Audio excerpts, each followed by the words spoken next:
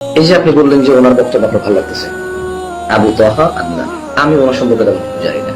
আমি ওনার বেশ কিছু লেকচার শুনেছি, অনেকে আমাকে প্রশ্ন করেছে, বিশেষ করে প্রফেসর ডক্টর মোহাম্মদ আবু বকর জাকারিয়া সাহেবের ওনার সম্পর্কে কথা শুনেছি আমি। দেখেন, হাদিসকে হাদিস দিয়ে ব্যাখ্যা করতে হবে, ইসলামকে আপনি আপনার মতো করে ব্যাখ্যা করা যাবে না। 2020, 2030, 2040, you can't count as 1,000 or a day or a month or a year. কিয়ামতের কোন নির্দিষ্ট দিন ক্ষণ নেই। সাল দিয়ে 1971 যেমন বাংলাদেশ স্বাধীন হয়েছে, একটা সাল আছে।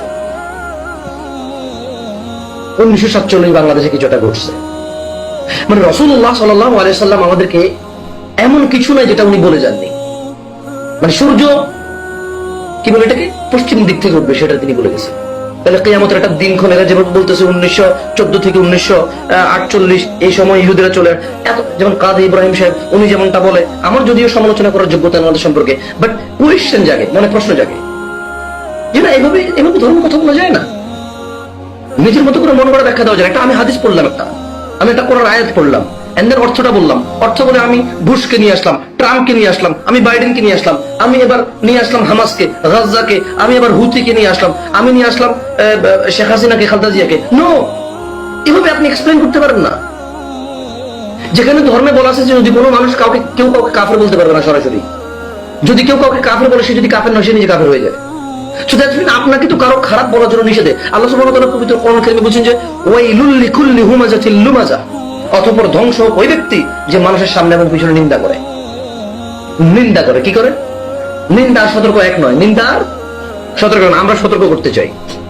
মোহাম্মদ আবু তাহা আদনান সাহেব, আমি ওনার মতো শিক্ষিত মানুষ না, টু বি অনেস্ট। আমার কোনো এত সার্টিফিকেট তো দূরের কথা, আমি তো মাদ্রাসার গণ্ডি পার হতে পারিনি, স্কুলের গণ্ডি তো পার হতে পারিনি আমি, বাট প্রশ্ন করার যোগ্যতা আমি অর্জন করেছি।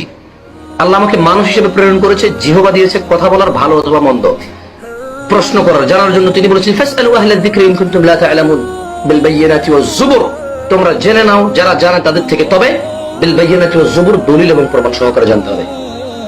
যেখানে আল্লাহ সুবহানাহু ওয়া তাআলা বলেছেন যে আল ইয়াউমা আকমালতু লাকুম দীনুকুম, আজকে তোমাদের জন্য ইসলামকে আমি পরিপূর্ণ করলাম। তাহলে রাসূলুল্লাহ সাল্লাল্লাহু আলাইহি ওয়াসাল্লাম যেখানে বলেছে যে নাভির নিচের পশম তোমরা ক্লিন করো, তিনি নাভিটাকে উল্লেখ করে না, নাভির নিচের ওই পশমগুলো যেটা সবাই ঘৃণা করে, লজ্জা পায়, সেগুলোর নাম নিয়ে তিনি উল্লেখ করে বললেন সেটা তোমরা সাফ করো। তিনি বললেন যে পুরুষের বীর্য যদি মানুষের গায়ে লেগে থাকে, নাপাক থাকে, সে তখন ফরজ গোসল করতে হয়, অপবিত্র থাকে সে, গোসল করে সে পবিত্র হতে হয়। যেখানে বীর্য শব্দটা আল্লাহ সুবহানাহু ওয়া তাআলা, ইভেন আল্লাহ সুবহানাহু ওয়া তাআলা নিজে কোরআনুল কারীমে সূরা তারিকে খুলিকা মিন মাইন দাফিক, এই পানির কথা বলেছে, এই বীর্যের কথা বলেছে, তিনি লজ্জা পাননি।